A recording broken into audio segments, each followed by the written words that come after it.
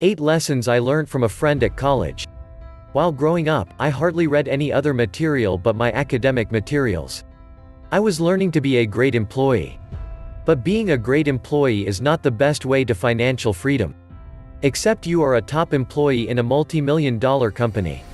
Somewhere along the line during my evolution, I realized that reading books is essential.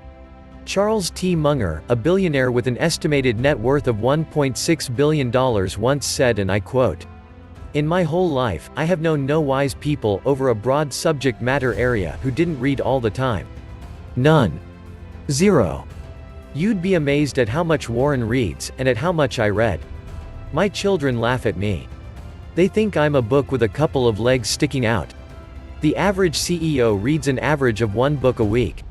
Clearly, I needed to begin reading more books. I had a very tight schedule at the time, but if I wanted to give myself a fair chance at success, then I had to just create time for it. I have a friend whose second nature is reading. You can tell that he is far more knowledgeable than most of his peers from the perspective he brings to every conversation. And this can mostly be attributed to his love for reading.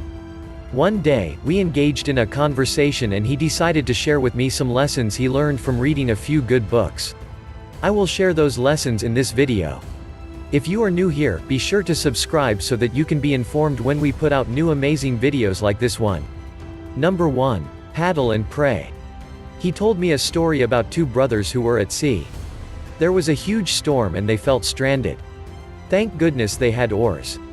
One of them asks his brother, "Should we paddle or should we pray?" At this point, my friend expected me to complete the story. It would be stupid to just pray and not paddle. But it would also be unwise to paddle without prayer.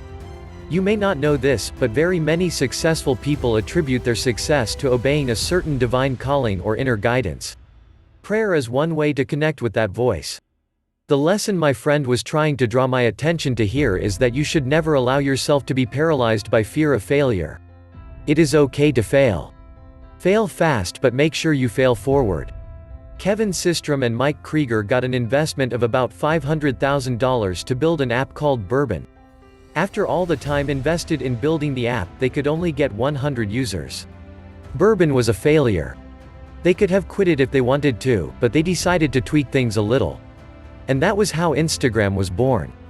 3 years later, they sold Instagram to Facebook for $1 billion. Always remember. Paddle and pray. Number 2. Always pay attention to details. The things we think do not matter, sometimes are the things that matter the most. The difference between a cheap restaurant and an expensive one is in the details. The cheap restaurant doesn't care if their seats are neat or not. There isn't someone there to open the door for customers. Aesthetics is poor, etc., whereas, in the expensive restaurant, it's the exact opposite. The owner of the cheap restaurant may feel that those little details don't matter, but the owner of the expensive restaurant knows better. If you want to be world-class in any profession, then you should be able to decompose complex concepts into simple ideas that can be built back to new complex ideas.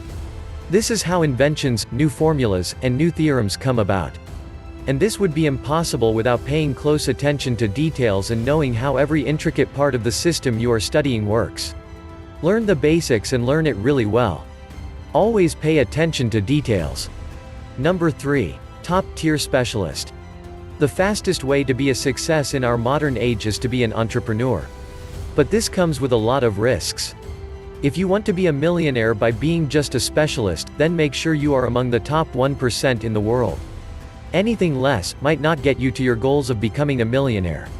It doesn't matter what you studied, neither does it matter what your craft is. If you are the best in the world, you have a pretty good chance of ending up a millionaire. So what will it be for you? Specialist or entrepreneur? Let us know in the comment section below. Number 4. Enjoy the journey of life. A lot of us have goals that we want to achieve and we are sacrificing everything just to get there. We are enduring frustration because we believe that we would find happiness, satisfaction, and fulfillment if we hit that goal. What if you were wrong? What if you hit that goal and even with all that money, you realize that you are not truly happy? Even worse, what if you do not ever reach the goal? It is for this reason that it is extremely important to enjoy the journey of life. To enjoy the grind. Because if you are enjoying the journey, then whether or not you get to your desired destination, you will still be happy. Build your hustle around things that interest you. Work on it day and night. But make sure that you are enjoying the journey. Number 5. Your view of life affects your choice of opportunities. There are a lot of arguments that we live in a subjective reality and not an objective one. One event can be interpreted in two different ways by two different people. While some people view an economic crash as a time to dread, some people look forward to an economic crash because of its potential for enriching people who take advantage of it. Warren Buffett once said, and I quote, "I hope to see more recessions as time goes on." Some people may write him off as a bad person for saying this, but clearly, he is seeing something in recessions that most of the masses don't. If you view multi-level marketing as a scam, you will turn down all opportunities to work in a multi-level marketing company no matter how much they are willing to pay. Understanding that the views you hold about life greatly affect your response to the things happening around you is the first step. The second step is to do a lot of research. Both internal and external. Find out what resonates with you on the inside, and also upgrade your understanding of the world around you. This is why reading is absolutely essential. Books shape your mind and they give your brain the tools it needs to work on ideas. Warren Buffett reads about 500 pages of newspapers daily. He spends almost 80% of his days reading. Books have shaped his mind. And his views about the world we all live in are vastly different from the views held by the majority of the people in the world today. Bottom line?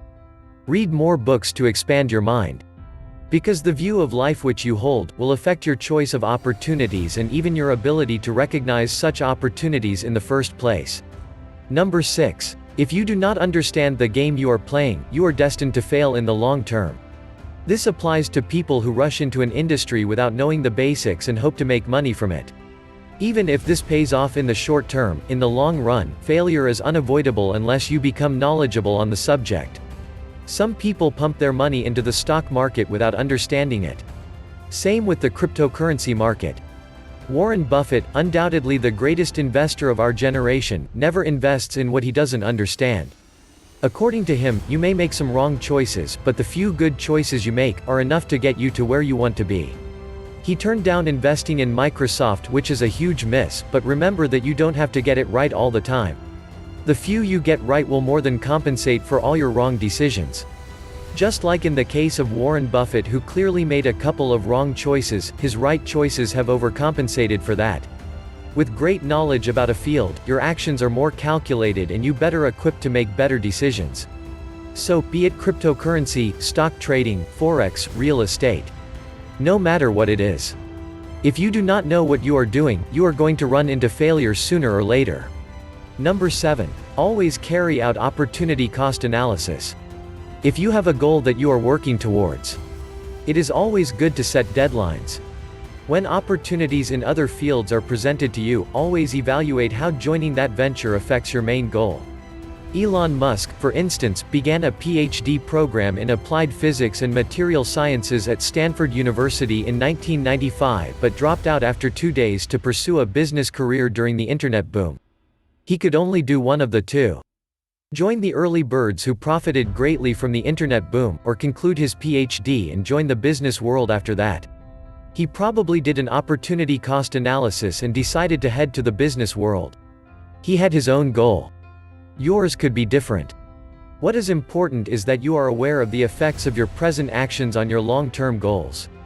If a present opportunity robs you of the ability to hit your main goals in record timing, perhaps you need to sit down and think things again.